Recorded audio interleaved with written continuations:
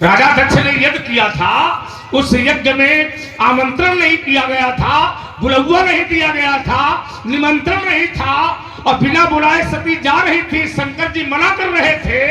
क्यों मना कर रहे थे? अगर दामाद को ससुर से प्रेम होता या ससुर को दामाद से प्रेम होता तो ससुर को दामाद को निमंत्रण देना चाहिए, है क्यों भाई? और निमंत्रण नहीं दिया था तो शंकर जी को अगर इतना प्रेम था तो स्वयं जाना चाहिए और सती को भी ले जाना चाहिए, फिर सती को मना नहीं करना चाहिए। अब तुम्हारे जमाल और का बिना बुलाए पहुंचा तो नहीं लड़ी रहे हो हमसे, बिला कर लेते उसको। ये बिलबंदर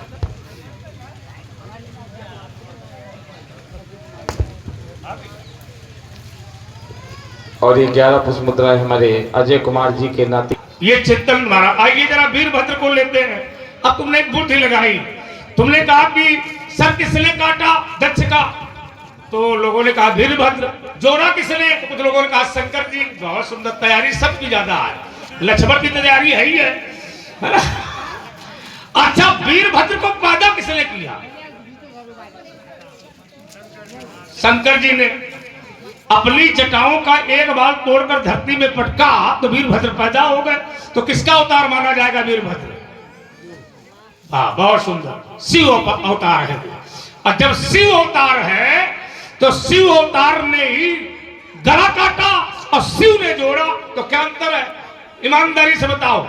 परमात्मा यदि मनुष्य बन जाए तो क्या वो परमात्मा नहीं है? अरे वो किसी का लड़का बन जाए तो भी भगवान है। इसका ये अंतर नहीं है। उस अंश और अंशी, देखिए आगुण और सगुण में कोई अंतर नहीं है, निराकार और साकार में कोई अंतर नहीं है। इसलिए अगुण सगुण ने कछु भेदा, वीरभद्र ही शिवत्व है। इसलिए शिव ने ही भेजा, शिव ने ही काटा और शिव ने ही जोड़ दिया, है ना? तो उसको घुमाओ नहीं। ये जो है उन्हीं महात्माओं के सामने घुमाने वाले महाराज नहीं, उल्टी सीधी बातें बंद करो, सीधी सीधी जोड़ो। हाँ, सीधी सीधी जोड़ रही है। अच्छा, अपना काम एक बात केवल हम बोलेंगे, छोटी सी बोलेंगे। जैसे इन्होंने कहा कि शिष्टाचार दामाद का न करो। दामाद पर बढ़िया तुम्हारी तैयारी है। हेलो, हमारे दामाद तुम बने ना हो किसी के, लेकिन तुम्हें पूरे लक्षण पता है कि क्या नियम है। देखिए इन्होंने कहा कि लक्ष्मण, दामाद का यदि शिष्टाचार नहीं करते हो तो फिर दामाद का कोई मतलब नहीं है। तुम्हारे घर में दामाद का शिष्टाचार किया जाता है? किसका? दामाद का। कहाँ की चर्चा कर रहे हो? तुम्हारे घर की। हमारे घर में कोनो दामाद नहीं है। हम बताते हैं कैसे नहीं। ये पिताजी समझे। अब पिताजी समझे, देखिए पिताजी अब समझे तुम्हारे घर में दामाद का कितना शिष्टाचार किया जाता है।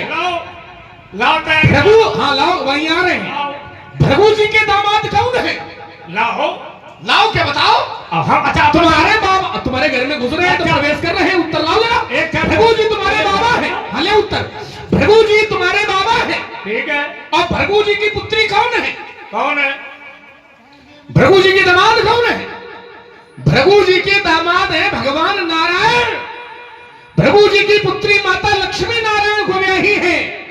अब भृगु जी ने समय पड़ा तो नारायण के घर में जाके नारायण की छाती में लात हो गया। अब रुकना पड़ेगा, सिर्फ थोड़ा रुकिए, बस रुकना पड़ेगा। ईमानदारी से बताओ, ईमानदारी से बताओ। तुमने कहा कि भृगु की पुत्री है लक्ष्मी, ये तुमने कहा। ईमानदारी से बताओ, लक्ष्मी का प्रागट समुद्र से है। अरे तुम्हें कहानी का कथा है। लक्ष्मी का प्रागट कहां से है? समुद्र से। 14 रत्नों में लक्ष्मी का भी प्रागट है। और ईमानदारी से बताओ, नारायण को ब्याही है, ठीक है? तो ईमानदारी से बताओ, लक्ष्मी का पिता कौन है? सागर कि भृगु? उत्तर करें सागर, क्योंकि सागर से ही जन्म है। अरे सुनो, समुद्र, इधर देखो जरा, सागर से चंद्रमा का भी जन्म है। बहुत सुंदर, ठीक है ना? अब देखिए 14 रत्न समुद्र से निकले, ध्यान देना जरा। इन्होंने कहा कि सागर है लक्ष्मी के पिता, भृगु नहीं है। अच्छा एक बात बताओ, समुद्र मंथन में 14 रत्न निकले तो 14 रत्नों में लक्ष्मी जी भी निकली और चंद्रमा भी निकला कि नहीं निकला? लेकिन हमने तो ये जाना है कि चंद्रमा तो अत्रि और अनुसुईया का पुत्र था। हाँ, वो बिल्कुल ठीक है, वो भी था। देखिए सुनिए मेरी बात, चंद्रमा अत्रि और अनुसुईया का पुत्र है, लेकिन समय आने पर ये चंद्रमा समुद्र मंथन से भी निकला। माता लक्ष्मी भृगु जी की पुत्री पहले थी, लेकिन कोई कारण ऐसा बना कि समुद्र मंथन से उन्होंने दोबारा उनको निकलना। हाँ, कारण मैं बता रहा हूं, आइए जरा। पहले भृगु जी की पुत्री ही माता लक्ष्मी थी। चाहो तो प्रमाण भी हम दे सकते हैं, अब देने के साथ बात छोड़ हम दिखा भी सकते हैं, सारी व्यवस्थाएं हम लेके चलते हैं साथ में, है ना? आइए प्रमाण लीजिए, समझिए जरा। पहले भृगु जी की पुत्री थी, ठीक है। एक बार ऐसा हुआ कि भगवान नारायण ने अपने एक माला दुर्वासा ऋषि को दी, और दुर्वासा ऋषि ने इंद्र को वो माला दे दी प्रसाद के स्वरूप में। इंद्र ने उस माला का अपमान कर दिया, अपने हाथी को दे दिया, वो हाथी ने जमीन पर पटक दी। तो दुर्वासा जी को क्रोध आ गया, उन्होंने श्राप दे दिया। श्राप ये दे दिया कि तुमने हमारे दिए गए प्रसाद का अपमान किया है, तो मैं तुम्हें ये श्राप देता हूं कि जाओ, स्वर्ग श्री से हीन हो जाएगा। श्री माने लक्ष्मी से हीन हो जाएगा, तुम्हारा ऐश्वर्य नष्ट हो जाएगा, और जब ऐश्वर्य तुम्हारा नष्ट हो जाएगा, तो वही जब श्राप का समय आया तो लक्ष्मी से हीन होना पड़ा, और लक्ष्मी जी समा गई समुद्र में। अब समुद्र मंथन के समय तो ऐरावत भी निकला, उच्चैश्रवा भी निकला, तो क्या इसके पहले नहीं थे? पहले भी थे, पहले भी थे, लेकिन समय आने पर ये समुद्र में समा गए, और जब समुद्र में समा गए, इसी कारण से समुद्र मंथन हुआ कि दोबारा से हमें प्राप्त हो सके। तो माता लक्ष्मी भी दुर्वासा के श्राप के कारण उस समय समुद्र में प्रवेश कर गई, और समुद्र के माध्यम से उनका दोबारा जन्म हुआ। लेकिन भृगु जी की पुत्री पहले थी। अच्छा, समुद्र मंथन की पहले क्या लक्ष्मी नहीं थी? आप बताइए जरा, चिंतन करिए।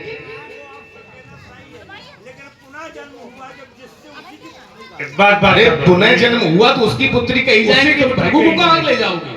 उसे मतलब इनके कहने का मतलब यह है कि जहां नारायण की बात आती है, वहां नारायण का विवाह सागर की बेटी लक्ष्मी से हुआ है, इसलिए ससुर सागर ही कहा जाएगा। नहीं, ऐसा नहीं है। नहीं, ऐसा ही है। समुद्र भी कहा जाएगा, वो तो पहले लक्ष्मी जहां लग गया भी तो नहीं है। समुद्र से उत्पन्न, केवल एक बात आप समझें, समुद्र से उत्पन्न होने के बाद यदि लक्ष्मी का विवाह नारायण से हुआ, तो क्या उसके पहले लक्ष्मी नारायण के पास नहीं थे क्या? आइए, मैं जरा एक शब्द बोलना चाहता हूं। बोलिए। मैं भी थोड़ा देखो, श्राप से लक्ष्मी हीन होना, जैसे ये लोग बहुत कथा हो सकती है, हरि अनंत हरि कथा अनंता कहा जा सकता है। लक्ष्मण जो कह रहा हो सकता है, लक्ष्मण ने अपना दृष्टि डाली हो कहीं। अब जरा चिंतन, श्रीहीन का श्राप देने से व्यक्ति श्रीहीन नहीं हो जाता। जैसे राजा बलि के यज्ञशाला में भगवान बामन गए थे, और शुक्राचार्य ने दान देने से मना कर दिया था, लेकिन शुक्राचार्य ने राजा बलि को श्रीहीन होने का श्राप दिया था, है ना? और भगवान को 52 दरवाजों पर लगाया था उसने। लेकिन लक्ष्मी खोजते खोजते अपने नारायण को वहां पहुंच गई। अगर आप विचार करिए तो शुक्राचार्य ने श्रीहीन होने का श्राप दिया, लेकिन लक्ष्मी अपने पति को खोजते खोजते खोजते खोजते राजा बलि के यहां पहुंच गई, तो श्राप कहां गया? तो ये होता है, कभी कभी श्राप वरदान बन जाता है, और वरदान श्राप बन जाता है। ये ईश्वर की कृपा पर निर्भर करता है, ये कहा नहीं जा सकता है। हाँ बोलो सुमंत। 21 पुष्प मुद्राएं। व्यासी को भी बुला लो, और भी रस है। इसलिए धनुष तोड़ने वाला बचे न पावेगा। अब प्रबंध मारू खिला दी हो, अंबर में उतार धरासा ही गिरी हो। अब उठा के पलट दूंगा चट्टानों को चट्टानों में। ये प्रबंध जो दिखाया वीर साधुआन बालूशान चारी धूल में मिलाऊंगा।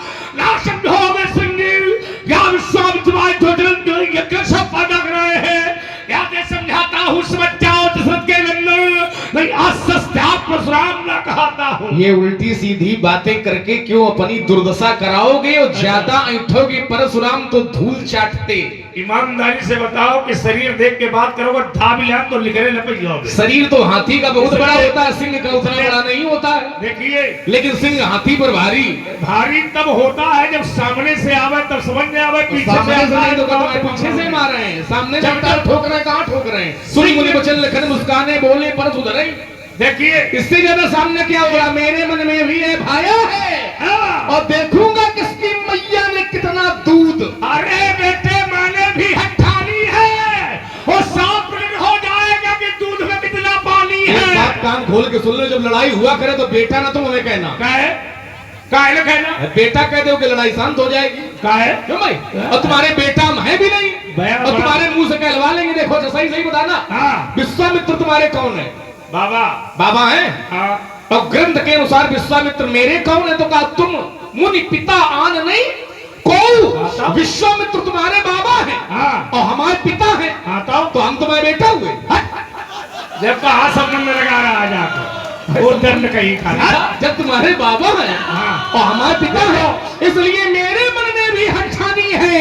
आवाज पता चल जाएगा किस दूध में कितना पानी है। था शांत भी लाल, और शांत नहीं रह पाएगा। और मिथिला से गए रही मुनि तो युद्ध में छिड़ जाएगा। योग नहीं करेगी, सुनित सी प्यास बुझावेगी, और लखन लाल की गुरु में धर्मस्थ हो जाएगी। वो चंडी है ललकार रही, ये कहती स्वयं भगवती है, और हुई जाओ तैयार, आज तुम्हें खुली चुनौती है। देखो इतनी दूर का संबंध तुमने जोड़ा है। अब अगर हम ऐसे अगर दूर का संबंध जोड़ने लगे तो तुम्हारी बहन शांता ब्याही विश्रंगी को संगी हमारे बड़े भैया है, तुम्हारे जीजा है, हम उनसे छोटे हैं। तो हम बताओ तो इतनी जल्दी जल्दी सब बता गए, जबरदस्ती का लगाए जो बता नहीं तो पद पर, अरे बताओ कैसे चलेगी पद पर तुम चले, नीत पद पर तुम चले तो शायद हम तुम्हें छोड़ देंगे, और अलीत का लिया सहारा तो नस्ल तुम्हारी। पहले ये तुमने संबंध कौन बताया, हम समझे न पाए। नहीं समझे। तुमने क्या कहा? नहीं रुको, पहले बताओ। तुमने कहा तुम्हारी बहन शांता, हमारी बहन। अब हम नहीं बताएंगे, एक बार बोलते जो इसका मतलब तुम्हें भय है कि देखो एक बात बताओ मैं। अच्छा चलो सारी बात छोड़ो, शांता किसको भी आई है? हमारी बहन शांता, इशारा करवा रहा, हमारी बहन शांता किसको भी आई है? हमें नहीं मालूम। तो तुमने ये काहे संबंध खोला? तो कौन सा संबंध? तुमने जीजा साले वाला संबंध कैसे खोल दिया? किसको भाई हम परखेंगे तो इसका सही है कि गलत है। है। तुमने कहा कि नहीं अफसरंगी हमारे भाई है, तो हम तुम्हारे कौन कहा कि नहीं कहा? अब ये तो इन जाना सुमंत जाना कि हमने क्या क्या कहा। सुमंत दक्षिणा देके तुम्हें बुलाओ, उन्हें जाने खो, तो तुम क्या इन कर रहे हो? देखो एक बात तुम्हें बताऊं मैं, तुम जीजा साले वाला संबंध तो खोल दिया है, हाँ। लेकिन समस्या तुम्हारे लिए बनेगी। क्या बनेगी पूछो? पूछो। तुम जीजा साले वाला संबंध खोल रहे हो, और मान लो हम प्रणाम करेंगे, जीजा जी प्रणाम, हाँ। तो ये गांव वाले सोचेंगे कि परशुराम तो बाल ब्रह्मचारी यही कहाँ गड़बड़ करेंगे जो जीजा बने घूम रहे। एक तो समस्या ये बनेगी, और दूसरी समस्या ये बनेगी कि तुमने जीजा साले वाला संबंध खोला है। हाँ। हमारे यहाँ अयोध्या में एक कहावत कही जाती, दीवार बिगड़े आरों से और घर बिगड़े सारों से। तुम घरे चलो, एक एक बात जिज्जी से न बताई, तुम्हारी व्यवस्था न कराई, देख ले, है ना? ये इसलिए ऐसा संबंध न खोला करो जिसमें समस्या बने, ठीक है? इसलिए कहना हमारा सुनो, दोनों कर से गौ कुठार पर शब्द लगा कर वार करो, और तेरा चुनौती भृगुनंदन, तुम चलो मेरा संहार करो। यदि मैया के हो दूत तब ना देर लगाना तुम, और शीश का ठम्भइयों का गुर को जाकर बहनाना तुम। यदि क्रोध अपने प्रलयंकारी और खरा तुम्हारा पानी है, नहीं धिक्कार तुम्हें है परशुराम ये पाई व्यर्थ जवानी है। देखो हम पहले भी तुम्हें एक संबंध बता चुके थे, तुमने उसमें टिप्पणी कर दी। और देखो हमारे परम ये तैयारी है। देखो लखनलाल, तुमने जो चिंतन दिया है कि हम समाज में ऐसा कहेंगे, देखो जहां व्यक्ति जानता है वहां अगर तुम संबंध खोलोगे तो लोग कहेंगे हटाओ लड़का है, कह रहे होंगे। लेकिन जहां संबंध व्यक्ति नहीं जानता है वहां कहोगे तब सामने वाले की हंसी होती है। संबंध जो जानते हैं वहां हंसी नहीं होती है, जहां संबंध नहीं जानते हैं वहां हंसी होती है। अच्छा ये सरंगी जो हमारे बहनोई है, हमारे जीजा अब है, ये ये तुम्हारे बताओ। भाई कैसे हुए ये बताओ जरा। ये देखो तुमने जैसे दूर, अब हम कहते हैं कि विश्वामित्र जी तुम्हारे पिताजी कैसे हुए? हाँ तो वो तो प्रमाण है मेरे पास, मैंने दिया भी। सुन तो ले, मोरे प्राण नाथ शुद्ध दो, सुन लो। अरे प्राण सुख दो मारू भरसा कनपटी में भी सरंगी तुम्हारे सरंगी भाई कैसे? कहाँ ही बात कहाँ लगा रहा है? मोरे नाथ प्राण शुद्ध हो तुम मुर पिता आने के। दशरथ ने इसलिए कहा है कि तुम हो बुढ़ापे की संतान। हाँ अब वो गए हैं मांगने अनुज समेत देव रघुनाथा। बात समझिए, ये वो दशरथ को ठीक से मालूम है कि चौथे पर पायो सुचारी। इधर देख के बात करो। और बुढ़ापे की संतान हो, ये दोबारा कहा है बुढ़ापा? और जवानी क्या हो, बुढ़ापे की संतान हो। ये बुढ़ापा शब्द एक दिन न लगाओ, नहीं, तो बात न बने। बात क्या बने? ये लोग भी जानते हैं, नहीं वो लोग ये लोग भी जानते हैं कि चौथे पर पायो सुचारी। भाग के सराहो जय ब्राह्मण चले गए। अच्छा। और ये ब्राह्मणों ने कर दिया स्वाहा स्वाहा। अच्छा, और राजमहल में हुई गए कुहा कुहा। अरे वो मर जाता बुलौना तो कोई दिया दीपक जलाने वाला कोई नहीं था, बातें न करा। ये बताओ, हम बुढ़ापे की संतान है। चलो, तुमने 3 बार ये कहा कि बुढ़ापे की संतान हो। आइयो। हम बुढ़ापे की संतान है, हाँ लेकिन तुम अपनी माता के कौन क्रम पर हो? तुमसे बड़े 4 भाई हैं, हाँ। तो तुम्हारा क्रम कौन है? 5वां। 5वां। ताओ माने 5वें क्रम पर तुम पैदा हो। हाँ। तो हम यदि बुढ़ापे की संतान है और तुम 5वें क्रम पर पैदा हुए हो, तो 5वें क्रम में बुढ़ापा होएगा कि आगे खुलवाओ? देखो ऐसा है, आगे ऐसा है, ऐसे शब्दों का प्रयोग न करो जो मर्यादा के। ये ज्ञान नहीं जाएगा तुम्हारा। क्यों नहीं जाएगा? तरुण और तरुणी में अंतर है। तरुणी नारी युवक मानी जाती है, इसलिए ये बात वहां नहीं लगे। लेकिन दशरथ ने अपने आप को प्रमाणित किया है। उन्होंने कहा है कि चौथे पन पायो सुत चारी। ये प्रमाण दशरथ का है। विचार करिए, अगर हमारे पिता ने ये बात कही होती तो हमारा प्रमाण मान्य हो जाता। लेकिन ये प्रमाण नहीं दे रहे हो कि सरंगी तुम्हारे भाई कैसे? अरे हम बता देंगे तो तुम आगे कोई व्यवस्था बनाओगे। तो कौन इतना बुद्धिमान व्यक्ति है जो अपने पैर में कुल्हाड़ी मारेगा? चलो, तुम्हें कम से कम भय तो है कि आगे हम कुछ बताएंगे तो अपने पैर में कुल्हाड़ी मार लेंगे। है नहीं है। दुश्मन को कमजोर नहीं समझना चाहिए। मतलब तुम्हें भारी समझ रहे हो तो अच्छी बात है, ये भी बढ़िया है। ना, दुश्मन को कमजोर नहीं समझना चाहिए। तो क्या समझ रहे हो? इसलिए दुश्मन से सावधान भी रहना चाहिए। देखो, बिच्छू को यदि तुम हथेली में लेोगे तो उसका नाम दयाराम नहीं है। वो टक दे मारेगी, फट समझ में आ जाएगा। इसका मतलब तुम्हें और भय है। तू करिया, मैं सब तुझे जानता हूं, तो कहा क्या करेगा। इसलिए विषैले जीव को कभी भी हथेली में नहीं लेना चाहिए। मेरा जीवन दर्शन है। सरंगी भाई कैसे हैं? और हमारे से भैन कभी हम तूफानों से चलते हैं। यह बियाबान यह परसुलिए उन नहरों से हम चलते हैं। देखूंगा तेरी भुजाओं में, देखूंगा हाँ कितना भुजबल है। जो बैरी राह छोड़ जाते उन राहों से हम चलते हैं। मैं स्वाभिमान का बल पौरुष है और झुकना मुझको स्वीकार नहीं। यह जीवन मेरा दास बना पर मैं जीवन का दास नहीं। देखिए महाराज, जीवन की बात आप करते हैं। संसार का नियम सुख पाता रहा जो सदा जग में, उसे अंत समय दुख पाना पड़ा। पछताया नहीं जो जीवन में, उसे अंत समय पछताना पड़ा। और जो फूल खिला है आज उपवन में, उसे अंत समय मुरझाना पड़ा। और है विधि का अटल विधान यही, जिसे आना पड़ा उसे जाना पड़ा। और सुधीर चाय बनवा दो थोड़ा कला।